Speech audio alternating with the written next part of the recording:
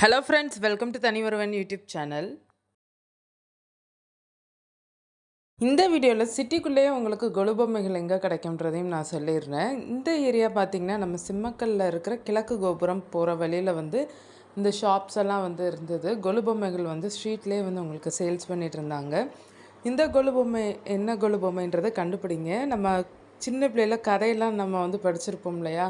காகம் குடத்தில் கல் போட்டு தண்ணி மேலே வர வைக்கிற கதை படிச்சிருப்போம். அந்த கொலு பொம்மை தான் இது. மற்ற கொலு பொம்மைகள் கலெக்ஷன்ஸும் உங்களுக்கு சேல்ஸ் பண்ணிகிட்டு இருந்தாங்க. பக்கத்துலேயே உங்களுக்கு கடைகளும் இருக்குது.